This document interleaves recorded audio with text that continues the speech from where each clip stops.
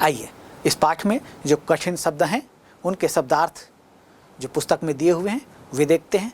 तो शब्दार्थाः मणिकार श्रेष्ठिनम, इसका तात्पर्य होता है मणि का व्यापारी। निष्क्रम्य, इसका तात्पर्य होता है निकल कर। निस धन क्रम धन ल्यप प्रत्यय से मिलकर बनता है निष्क्रम्य और इसका तात्पर्य होता है निकल कर। उपसृत्य, उपसृत्य का तात्पर्य होता है पास जाकर या समीप जाकर। परिक्रामतः, परिक्रामतः का तात्पर्य होता है दोनों परिभ्रमण करते हैं। परिक्रामति, परिक्रामतः, परिक्रामन्ति, ऐसा इसका रूप चलता है। ये प्रथम पुरुष द्विवचन का रूप है। लट लकार प्रथम पुरुष द्विवचन का यह रूप है परिक्रामतः और इसका तात्पर्य होता है दोनों परिभ्रमण करते हैं। प्रचीयन्ते, इसका तात्पर्य होता है बढ़ते हैं। संव्यवहाराणाम, संव्यवहार कहते हैं व्यापार को। और संव्यवहाराणाम ये षष्ठी विभक्ति बहुवचन का रूप है और इसका तात्पर्य होता है व्यापारों का। आत्मगतम, आत्मगतम का तात्पर्य होता है मन ही मन या मन में। संकनीयः, इसका तात्पर्य होता है शंका करने योग्य। अखंडिता अर्थात न खंडित या बाधा रहित। वाणिज्य, वाणिज्य का तात्पर्य होता है व्यापार। प्रीताभ्यः, प्रीताभ्यः प्रीत कहते हैं प्रसन्न। प्रीताभ्यः मतलब प्रसन्न जनों के प्रति अर्थात प्रसन्न लोगों के प्रति। प्रतिप्रियम, प्रतिप्रियम कहा जाता है उपकार के बदले किया गया उपकार या जिसको हम प्रतिकार भी कहते हैं। अर्थात यदि कोई हम पर उपकार करता है तो उसका प्रतिकार करना अर्थात उसके उपकार के बदले हमारे द्वारा उनके लिए उनकी भलाई के लिए जो कार्य किया जाता है ये कहा जाता है प्रत्युपकार, प्रत्युपकार या इसी कहा गया है प्रतिप्रियम। अपरिक्लेशः, परिक्लेशः कहा जाता है दुख को और अपरिक्लेशः मतलब दुख का अभाव या दुखों का अभाव। आज्ञापयतु, इसका तात्पर्य होता है आदेश दें। अर्थ संबंधः, अर्थ का मतलब होता है धन और अर्थ संबंधः मतलब धन का संबंध। अर्थस्य संबंधः इति अर्थ संबंधः, षष्ठी तत्पुरुष संबंध। अर्थ संबंधः अर्थस्य संबंधः, यहाँ षष्ठी तत्पुरुष समास का प्रयोग हुआ है। इसका तात्पर्य होता है धन का संबंध। परिक्लेशः, परिक्लेश का मतलब होता है दुख। प्रष्टव्याः, पूछने योग्य। अवगम्यते, अवगम्यते इसका तात्पर्य होता है जाना जाता है। देखिए अवगम्यते शब्द कैसे बना है। गम धातु है, अव जो है उपसर्ग है, गम धातु है और य का यहाँ पर आगम हुआ है और लट लकार आत्मनेपद प्रथम पुरुष एक वचन के प्रत्यय का प्रयोग हुआ है। तो इस तरह से रूप बनता है अवगम्यते, जाना जाता है। अविरुद्ध वृत्ति, विरोध रहित स्वभाव वाला। पिधाय, पिधाय का तात्पर्य होता है बंद कर। पाठ में हमने देखा कर्णौ पिधाय ये आया है तो दोनों कानों को बंद कर, तो पिधाय का तात्पर्य होता है बंद कर। राजापथ्यकारिणः, तो राजा धन अपथ्यकारिणः अर्थात राजाओं का अहित करने वाले। अलिकम, अलिकम का तात्पर्य होता है झूठ। अलिकम का विलोम होता है सत्यम। अनार्येण, आर्य कहा जाता है सज्जन को और अनार्य कहा जाता है दुष्ट को। तो अनार्येण, अनार्य शब्द है, इसमें तृतीय विभक्ति एक वचन का प्रयोग हुआ है और इसका तात्पर्य होता है दुष्ट के द्वारा। पौराणाम, पौर कहा जाता है नगर को और पौराणाम का तात्पर्य हुआ नगर के लोगों के। पौर शब्द षष्ठी विभक्ति बहुवचन का रूप है तो इस तरह से इसका तात्पर्य हुआ नगर के लोगों के। अनार्येण,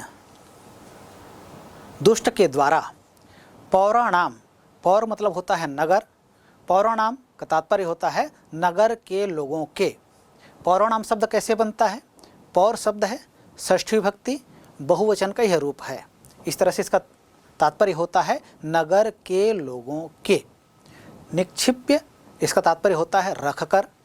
व्रजंती जाते हैं। प्रच्छादनम छिपाना। अमात्यः, अमात्य का तात्पर्य होता है मंत्री। असंतम न रहने वाले। देखिए असंतम शब्द कैसे बना है? अस धातु है, अक्ता प्रत्यय है और अ जो है इसमें उपसर्ग लगा है। यह नपुंसकलिंग का रूप दिया तो इसलिए इसका तात्पर्य हुआ असंतम। तो असंतम का तात्पर्य हुआ न रहने वाले।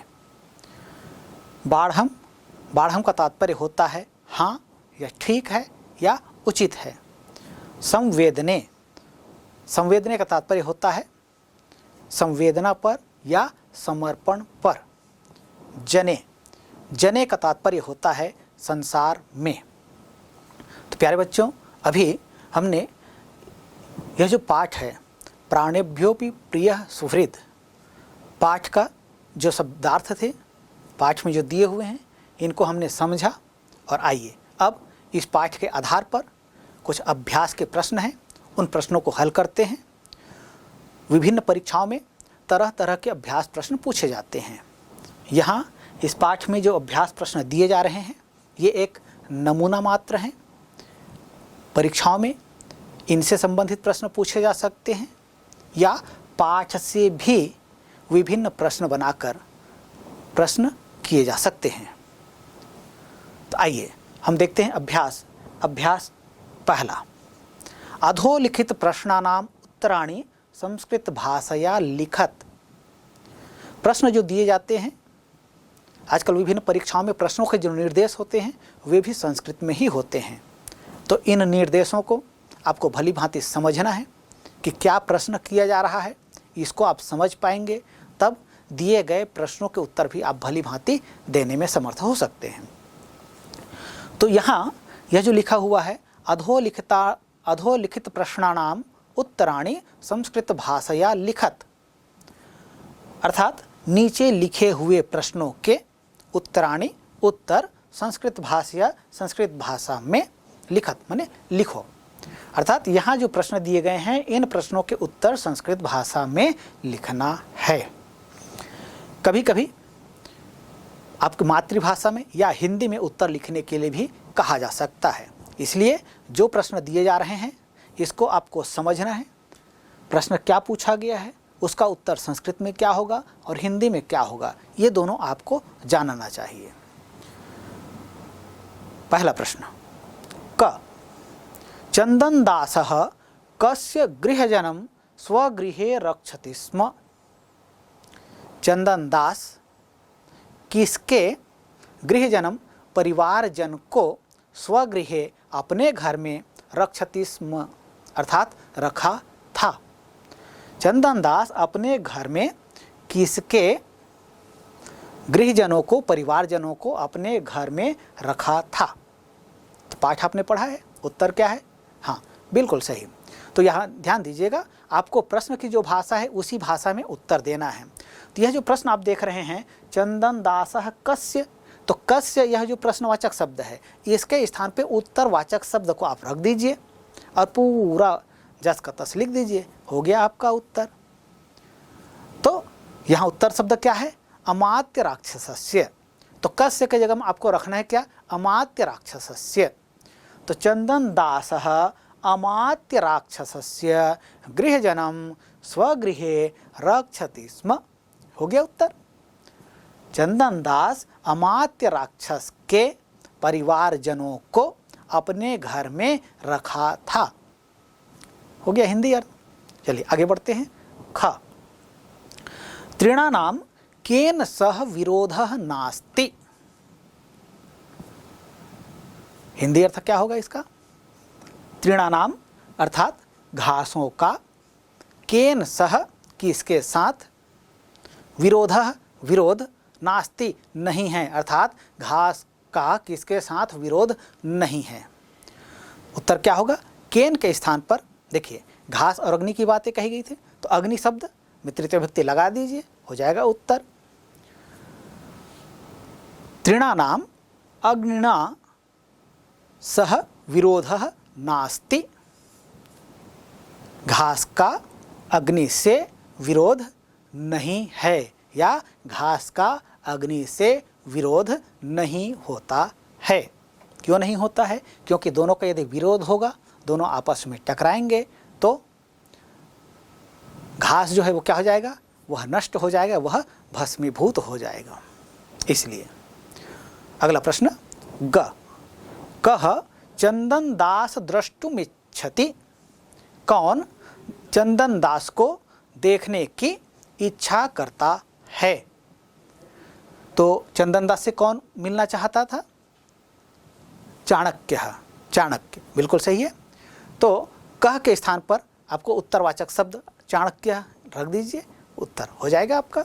तो कह चंदन दासम द्रष्टुमिच्छति, तो चाणक्य चंदन दासम द्रष्टुमिच्छति, चाणक्य चंदन दास से मिलना चाहता था या चाणक्य चंदन दास को देखना चाहता है। अगला प्रश्न है घ, पाठे अस्मिन् चंदन दासस्य तुलना केन सह कृता। पाठे अस्मिन् इस पाठ में चंदन दासस्य चंदन दास की तुलना केन सह कृता, चंदन दास की तुलना किसके साथ की गई है? अर्थात चंदन दास को किसके समान बताया गया है? हाँ, हमने अंतिम श्लोक में पढ़ा था इसको, किसके साथ? राजा शिवी के साथ, बिल्कुल सही। तो उत्तर लिखेंगे राजा शिविना सह चंदन दासस्य तुलना अस्मिन् पाठे कृता, ऐसा लिख सकते हैं। या प्रश्न की भाषा में उत्तर लिखें, पाठे अस्मिन् चंदन दासस्य तुलना राजा शिविना सह कृता, अर्थात इस पाठ में चंदन दास की तुलना राजा शिवी से किया गया है। अगला प्रश्न ङ, प्रीताभ्यः प्रकृतिभ्यः प्रतिप्रियम के इच्छन्ति, किए गए उपकार के बदले प्रतिकार की इच्छा कौन करते हैं?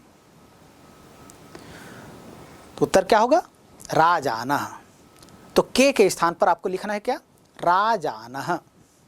तो प्रीताभ्यः प्रकृतिभ्यः प्रतिप्रियम राजानः इच्छन्ति, अर्थात किए गए उपकार के बदले प्रतिकार की इच्छा राजा करते हैं, ऐसा लिख दीजिए, हो गया उत्तर। अगला प्रश्न च, कस्य प्रसादेन चंदन दासस्य वाणिज्या अखंडिता, किसकी प्रसन्नता से चंदन दास का व्यापार अखंडित था या बाधा रहित था? किसके प्रसाद से? तो आर्यस्य या राज्ञः या चाणक्यस्य, ये उत्तर आपको लिखना है आपको। तो लिख सकते हैं आर्यस्य प्रसादेन चंदन दासस्य वाणिज्या अखंडिता, अर्थात आर्य के प्रसन्नता से चंदन दास का व्यापार बाधा रहित था, ऐसा लिख दीजिए, हो गया उत्तर। तो यहाँ पर आप आर्यस्य भी लिख सकते हैं, राज्ञः भी लिख सकते हैं, चाणक्य से चाणक्यस्य लिख सकते हैं, चंद्रगुप्त से चंद्रगुप्तस्य भी लिख सकते हैं। तो इस तरह से यहाँ पर कस्य जो शब्द है इसके स्थान पर आप इन पदों का भी प्रयोग करते हुए इस प्रश्न का उत्तर लिख सकते हैं। चलिए आगे बढ़ते हैं। ध्यान दीजिएगा, पाठ पर आधारित जो प्रश्न पूछे जाते हैं वे तरह तरह के प्रश्न होते हैं। जैसे इस तरह का भी प्रश्न पूछा जा सकता है, कहा जा सकता है, अगला प्रश्न हमारा अगला अभ्यास है, स्थूलाक्षर पदानि आधृत्य प्रश्न निर्माणम कुरुत। अर्थात स्थूल या मोटे अक्षर में मोटे अक्षर पर आधारित पदों के आधार पर प्रश्न निर्माण करो। अर्थात यहाँ वाक्य आपको दिया जाएगा, जैसे आपका वाक्य देखिए, सीविना विना इदम दुष्करम कार्यम कह कुर्यात, यह वाक्य है। इस वाक्य में आप देखें तो सीविना यह शब्द जो है कैसा है, यह स्थूल है, मोटे अक्षरों में लिखा गया है, मोटे और काले अक्षर में लिखा गया है। तो यह पद जो है, इस पद के आधार पर यह जो वाक्य दिया गया है, इसको आपको क्या करना है, इसको आपको प्रश्नवाचक वाक्य बनाना है, प्रश्न सूचक वाक्य बनाना है। किसके आधार पर, जो मोटे अक्षर में जो इस वाक्य में मोटे अक्षरों में जो शब्द लिखा गया है उसके आधार पर प्रश्न बनाना है। तो मोटे अक्षर में लिखा गया शब्द है सीविना, तो इसके लिए आपको क्या करना पड़ेगा, पूरा वाक्य आपको पढ़ना होगा, वाक्य के अर्थ को समझेंगे, तब उसके आधार पर हम प्रश्न बना सकते हैं। तो आइए एक बार पुनः वाक्य को देखते हैं। क सीविना विना इदम दुष्करम कार्यम कह कुर्यात, सीवी के बिना इस कार्य को कौन कर सकता है या किसके द्वारा किया जाना चाहिए, ये है। अब इसका उत्तर क्या होगा, तो आपको यह देखना होगा कि जो मोटे अक्षर में जो शब्द लिखे गए हैं उसमें विभक्ति कौन सी लगी है, वचन कौन सा प्रयोग हुआ है, इसको आप भली भांति देखें और उस पर आधारित फिर किम, यह जो शब्द है, जो प्रश्नवाचक सर्वनाम शब्द है, इसके जो विभिन्न तीनों लिंगों में विभिन्न रूप होते हैं, तो जिस शब्द में वाक्य के जिस शब्द को ऐसा स्थूल किया गया है, मोटे अक्षरों में लिखा गया है, उस शब्द का लिंग पहचानिए, उसका वचन पहचानिए और उसकी विभक्ति पहचानिए। वो जिस पुरुष का होगा, जिस वचन का होगा और जिस विभक्ति का होगा, उसी लिंग, वचन और विभक्ति के अनुसार किम शब्द का रूप बनाकर वहाँ स्थापित कर दीजिए। तो इस तरह से आप इसका उत्तर देने में समर्थ होंगे। तो यहाँ वाक्य जो दिया है, सीविना विना इदम दुष्करम कार्यम कह कुर्यात, तो यहाँ सीविना यह जो शब्द दिया है, सीवी इसका मूल शब्द है और सीवी पुल्लिंग शब्द है। इसमें तृतीय विभक्ति एक वचन का प्रयोग हुआ है, तो इसलिए किम शब्द पुल्लिंग तृतीय विभक्ति एक वचन का जो रूप किम शब्द का बनता है वो यहाँ सीविना के स्थान पर स्थापित कर दीजिए। तो किम शब्द पुल्लिंग में तृतीय विभक्ति एक वचन में रूप होता है केन, तो केन विना इदम दुष्करम कार्यम कह कुर्यात, ऐसा लिख दीजिए, हो गया उत्तर। और साथ ही जब हम प्रश्न बना रहे हैं तो ध्यान दीजिएगा, आपको जो अंत में वाक्य के अंत में जो पूर्ण विराम लगा हुआ है, इसको आपको प्रश्नवाचक चिन्ह लगाना है। तो ऐसा करेंगे तब आपका उत्तर सही होगा। तो ऐसा कर दीजिए, हो गया। तो केन विना इदम दुष्करम कार्यम कह कुर्यात और प्रश्नवाचक चिन्ह हो गया। आगे बढ़ते हैं। ख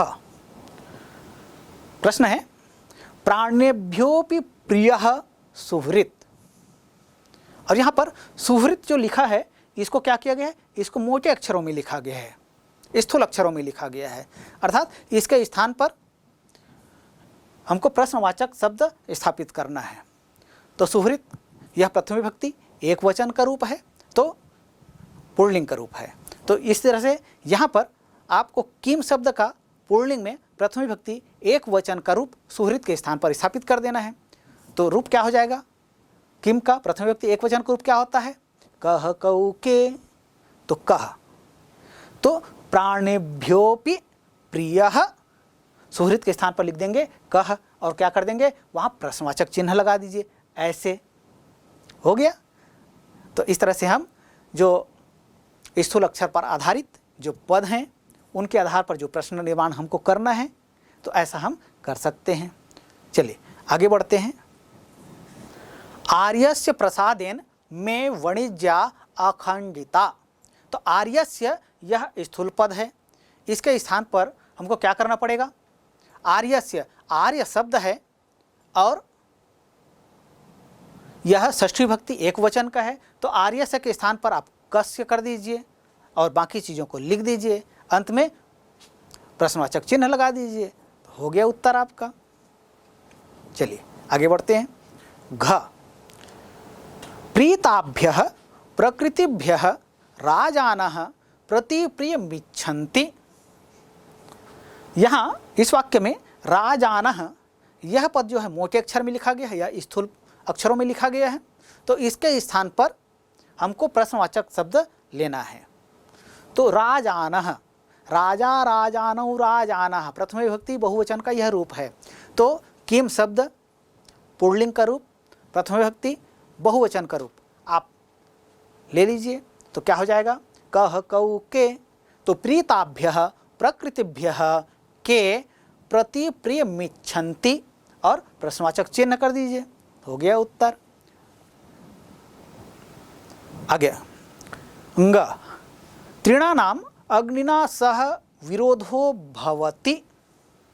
यहाँ आप देख रहे हैं, यहाँ तृणानाम यह जो शब्द है यह मोटे अक्षरों में लिखा गया है, तो इसलिए अच्छा तृणानाम जो है तृण शब्द है, षष्ठी विभक्ति बहुवचन का रूप है। तो तृण शब्द, तो किम शब्द का षष्ठी विभक्ति बहुवचन का आपको रूप लेना, किसका? ये तृण शब्द है, नपुंसकलिंग का शब्द है। तो नपुंसकलिंग और पुल्लिंग दोनों षष्ठी विभक्ति में, प्रथमा विभक्ति द्वितीय विभक्ति में अंतर होता है पुल्लिंग और नपुंसकलिंग में, लेकिन शेष रूप जो होते हैं तृतीया से लेकर के सप्तमी तक के, ये सभी एक समान होते हैं।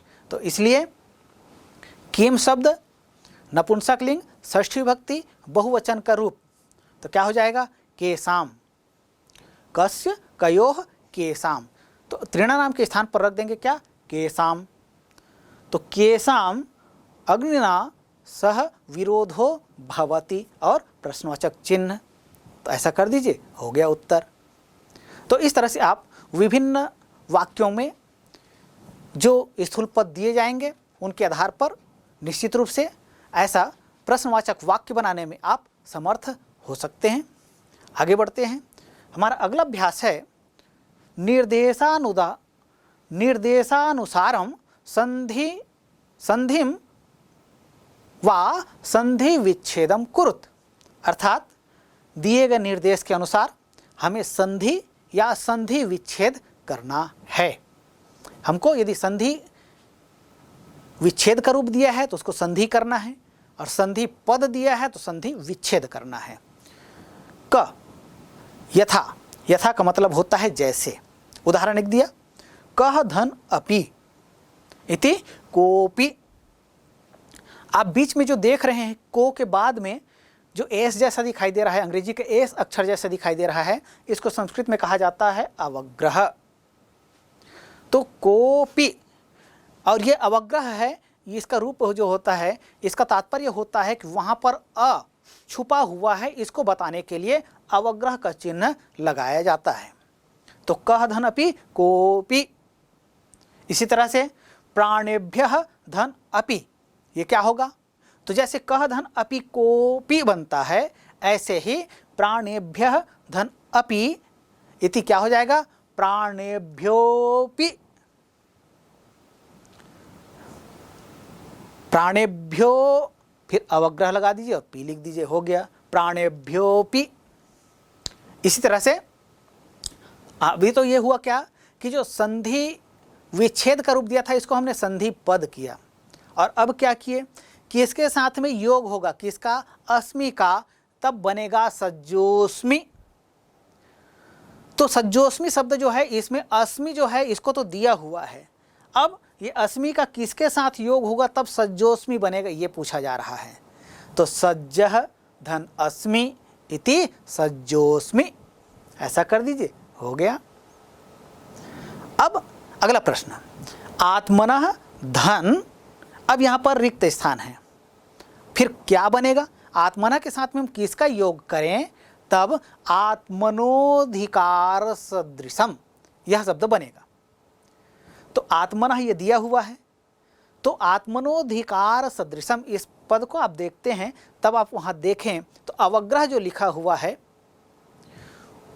और ओ की मात्रा और अवग्रह लगा है, तो आत्मनः यहाँ ओ की मात्रा को क्या कर दिया गया, ये विसर्ग बन गया, और वो अवग्रह जो है क्या है, वो है वह अकरूप है। तो अधिकार सदृशम, आत्मनः धन अधिकार सदृशम इति आत्मनोधिकार सदृशम। हो गया, बस यही करना है। ख, अब भिन्न प्रकार से बताया गया, यहाँ एक उदाहरण दिया गया। अभी हम जो उदाहरण देख रहे थे क के अंतर्गत, ये सभी विसर्ग संधि के नियम के अंतर्गत हैं। और अब सत धन चित इति सच्चित, यह व्यंजन संधि का उदाहरण है। और जैसे सत धन चित बराबर सच्चित बनता है, इसी तरह से सरत धन चंद्र, ये मिलकर क्या बनेगा। तो देखिए यहाँ सत धन चित कहते हैं तो त को च बन गया है। तो इसी तरह से सरत कहते हैं तो यहाँ भी त है और त के आगे च आया है, तो त के आगे च आने पर त को च हो गया, किसमें, सत धन चित में। तो इसी तरह से सरत धन चंद्र कहेंगे तो सरत के त को क्या हो जाएगा, च हो जाएगा, और इस तरह से फिर क्या बनेगा, सरत चंद्र, लिख दीजिए, हो गया। ऐसे ही कदाचित धन च, दोनों का योग करें तो कदाचित का त जो है वो च के साथ जब योग होगा तो त जो है क्या हो जाता है, वो च में परिवर्तित हो जाएगा, और इस तरह से रूप बनेगा कदाचित च